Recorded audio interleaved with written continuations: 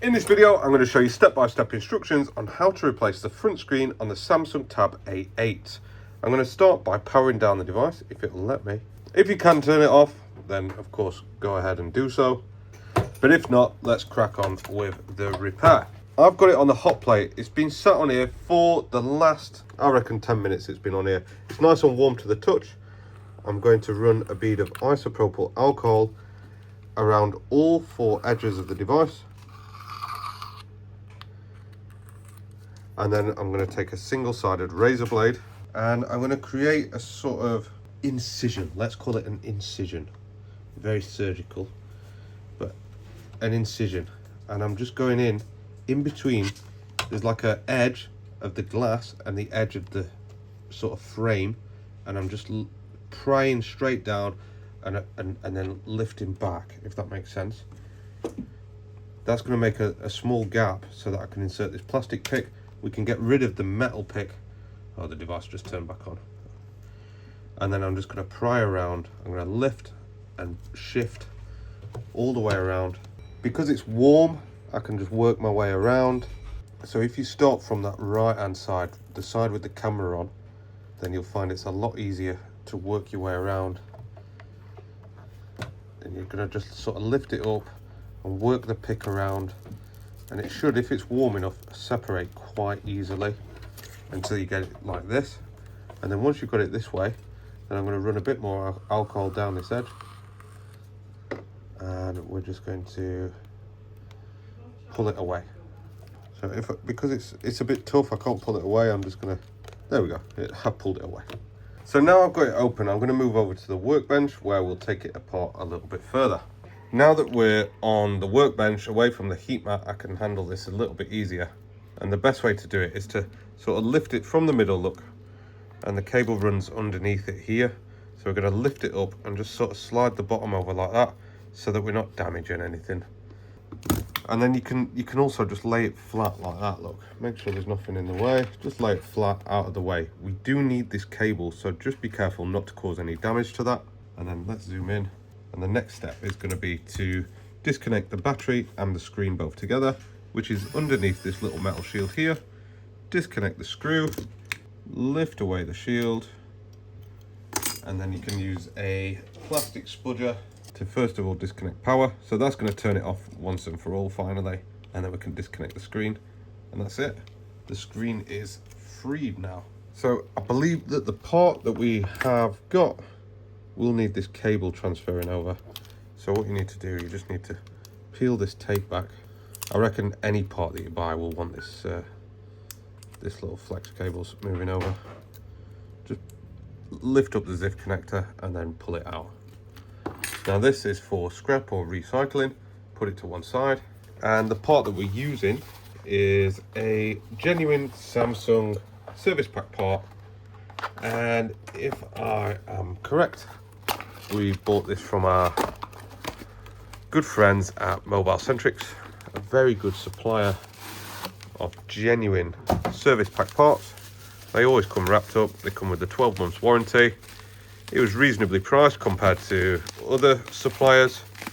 And the best thing, and the bit that I like best about this, the customer came in, I think they came in last night at about 5 to 6, and I could still add this part to my order, even though it was after hours effectively, and I could still get a genuine Samsung part delivered the following morning, just added onto my order. Nice and easy. So that's the part. Like I said, we did have to move that cable over, but first, this one doesn't have the adhesive on, so I'm going to get the adhesive seal prepped up as well.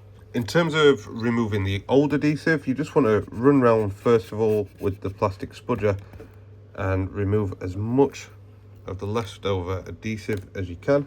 You can't always see it because it's sort of black adhesive on a black frame, but just go around, make sure that you've removed it all. You can use a spinny tool if you've got one. I'm just going to use the spudger though in this case. And then I think there's a bit more on this side, look. Well, it's not come off. Sometimes it'll just stick to the screen anyway, but most of this has come away with the screen. So yeah, once you've run around all four edges, it's just a case of making it clean now. So to do that, I'm going to go around. because it's a plastic frame, what I don't want to be doing is really going hard scraping with a metal tool. So because it's plastic, you're going to end up chopping bits away, and you will definitely have accidents. So instead, what I think is probably a better option for this one is just to run some alcohol down it like that, get a clean room wipe like that, and I'm just going to put it over my thumb, and I'm going to sort of rub my nail into the edge. So I'm just really forcing my nail into that edge. If you don't want to use your hands and your thumb, just put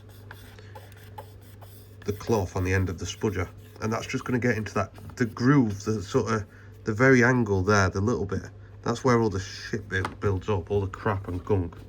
So that we're just trying to get rid of all the muck what builds up really. So just cleaning it up, making sure that it's all the adhesives removed from there, and it's starting to come together now.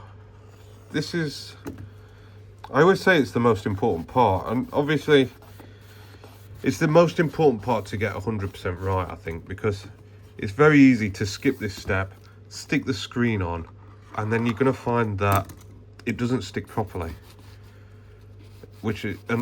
Yeah, that's half the battle, getting the screens to stick on properly. I've seen people use glue and then having to clamp them and mess around. But if you use the right adhesives, you stick it onto a clean surface, then you're not going to need glue. You're not going to have to clamp it. This is going to be ready to hand back to the customer literally as soon as you've cleaned it up and tested it. So I would recommend just taking a good few minutes. That's not took me 5 minutes just to clean it up properly, and it's perfect. It's ready for this adhesive sheet. So you've got a couple of options with this one. On this occasion, I was able, these are quite hard to get hold of, I will admit, right? But on this occasion, I have been able to get the genuine adhesive. If we look at it, you can see it's thin there. That means that the camera edge is going to go there. So I'm going to peel off the sheet. Hang on. The other option is, if you don't have that, then cut out strips of Tessa tape. Do not use glue. Just get some good quality 5mm and 10mm, and it'll cover all angles. Just use that rather than, honestly, just chuck your glue in the bin. You don't need it for these. Anyway, remove the backing sheet and always start with one corner, line it up, follow it along an edge, make sure that it's nice and tight. I'm going along this bottom edge, and I'm just going to make sure that it's nice and tight to that very bottom edge, because once that's in, you've got two corners in place. It means that the rest of the sheet is going to line up, and it's going to be very close to being right. Look, especially on a bigger sheet like this, it's very easy to get it wrong. These seals, they're about £3, so it's not like you don't want to be just chucking £3 down the drain when you get it wrong. Usually I'll only buy one of these as well, so make sure you're getting it right first time.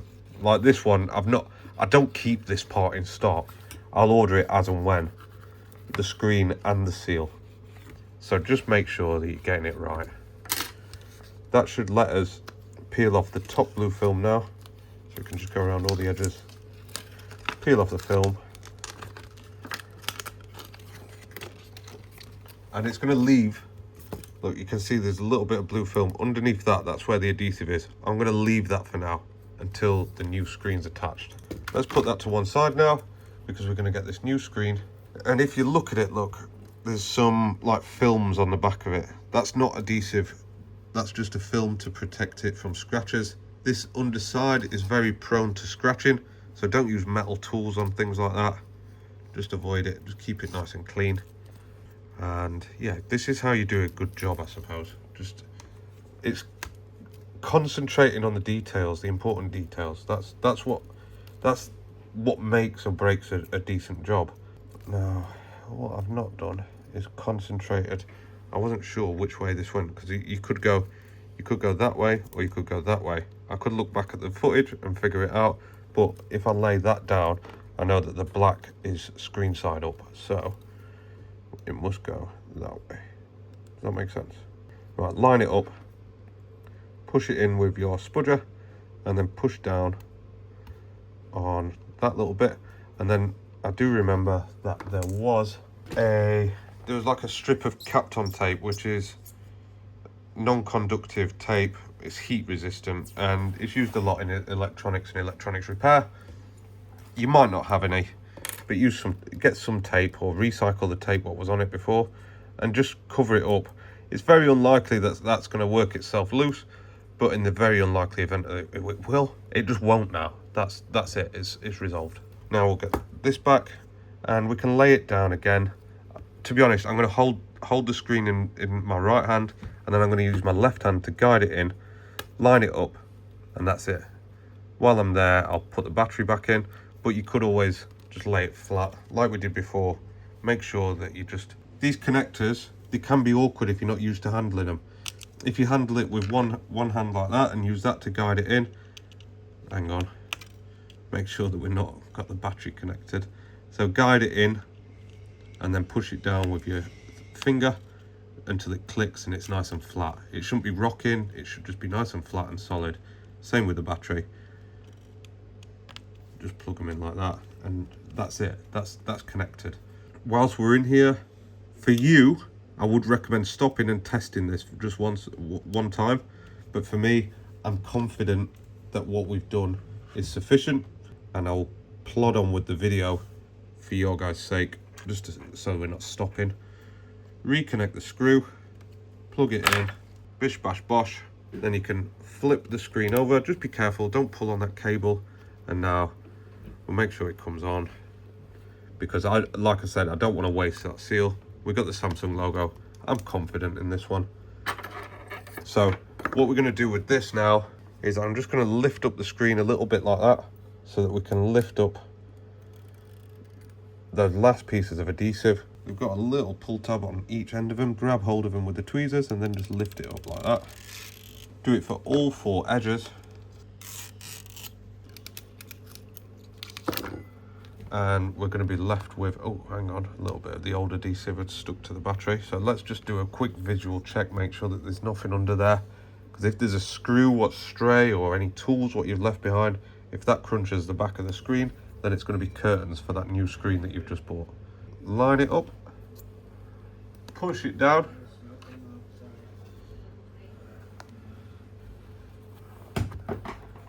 And that will seal it all back up. That's ready to go back to the customer now. If you want, you can put it on a heat mat for a little bit just to activate the adhesive, but I find that you won't need that. That's it. Just make sure the touch works, etc. Other than that, thanks for watching and see you in the next video.